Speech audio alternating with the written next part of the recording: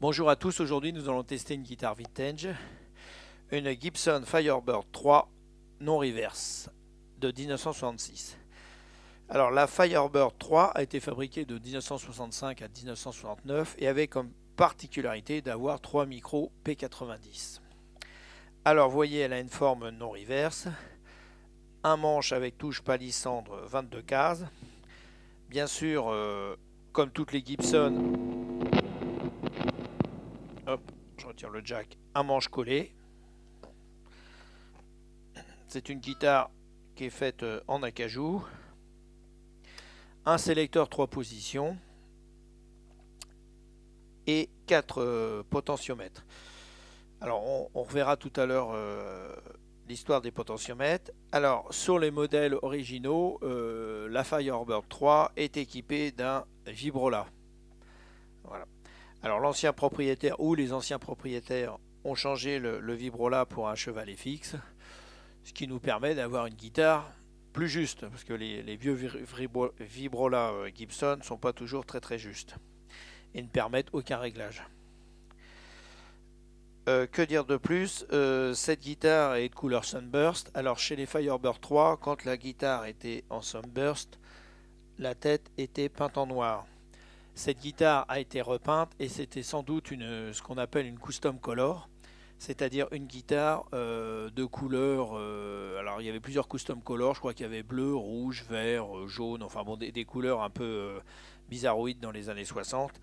Et celle-là devait être sans doute de couleur verte, parce que quand on démonte la plaque, on s'aperçoit que le fond est de couleur verte, il devait être de couleur verte.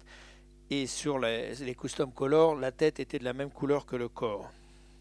Pour revenir sur la guitare, nous avons un manche des années 60, c'est-à-dire un manche assez slim et pas un manche type manche de pioche comme sur les Gibson des années 50. Et donc nous avons ce sélecteur 3 positions. Alors sur cette guitare qui a sans doute été changée par rapport à l'original, ces 3 boutons vont concerner les volumes de ces 3 micros et là nous avons une tonalité générale. Parce que je me demande si sur l'original nous n'avions pas que 2 volumes et une tonalité et 2 tonalités, et les 2 volumes concernaient ces 2 micros là et la tonalité ces 2 micros là et les tonalités ces 2 micros là. Là l'ancien propriétaire a fait quelque chose d'assez intéressant, ce qui fait que quand vous êtes sur cette position là vous avez ces 2 micros, sur la position centrale vous avez les 3 micros et sur cette position là vous avez les 2 micros. Après, pour jouer avec les micros, il faut jouer avec le son. C'est-à-dire que quand vous êtes sur cette position-là, il suffit de retirer le volume du milieu, vous n'avez que ce micro-là. Quand vous êtes là, vous avez les 3 micros. Soit vous retirez les volumes de ces deux-là et vous n'avez que celui-là, soit vous pouvez mettre celui-là et celui-là, ou soit vous pouvez mettre les 3 ensemble. Enfin voilà, donc il va falloir jouer avec les volumes. Alors, je reprends mon jack. Hop, hop, voilà.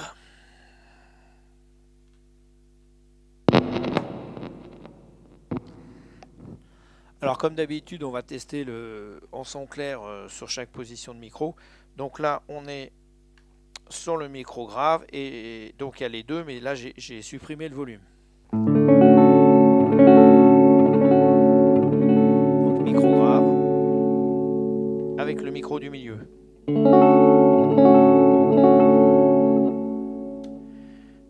Les 3 micros.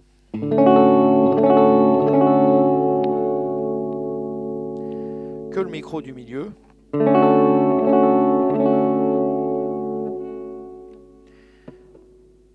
Alors il faut jouer avec les boutons de volume.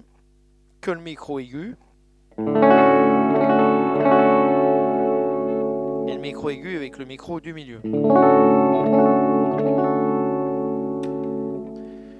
Hop, hop. Donc là, il faut jouer avec les boutons pour les boutons de volume pour avoir plusieurs possibilités de micro.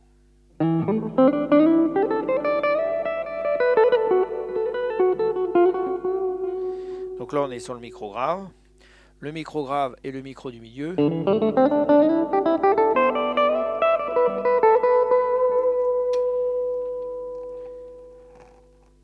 Le micro du milieu tout seul.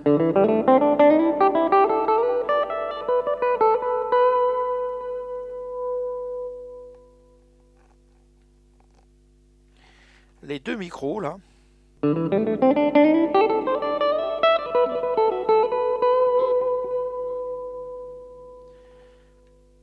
Et là les trois micros.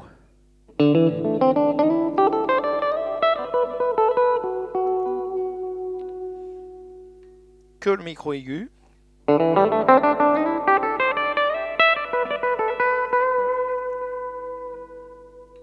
Et le micro aigu et le micro du milieu.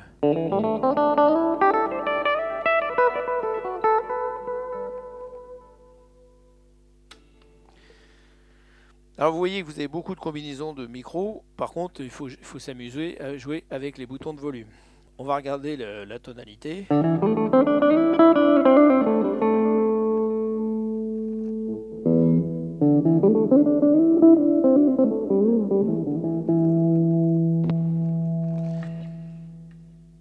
Bon, je remets tout, voilà. Maintenant, on va tester la guitare sur un petit blues en son clair. On va essayer de changer les positions de micro. Après, on fera sur une overdrive et après, on fera sur une distorsion. Donc là, on commence sur... Hop, je ferme les boutons sur le micro grave.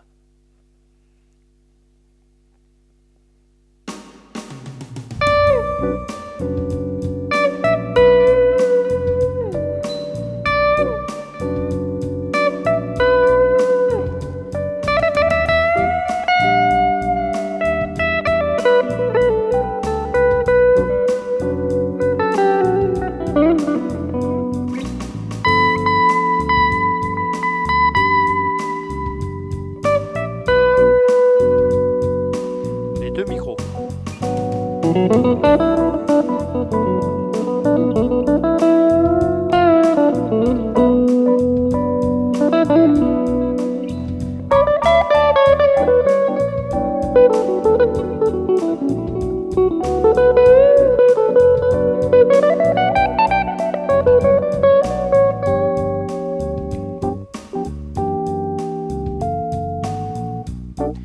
Les trois micros.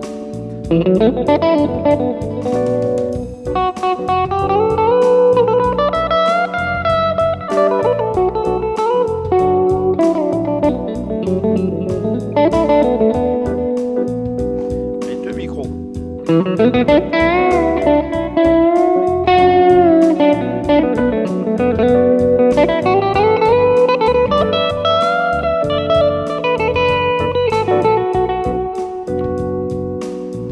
Juste le micro aigu.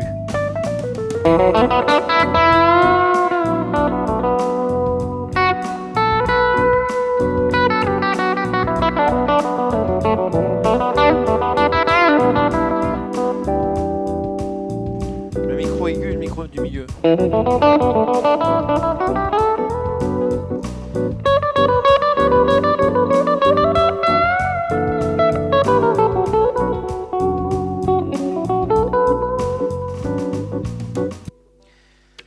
Voilà, donc on a fait à peu près toutes les positions de micro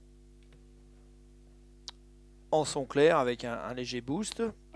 Maintenant, je vais supprimer le boost.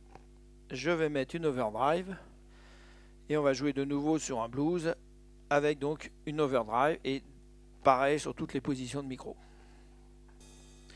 Donc on va commencer sur le micro grave seulement.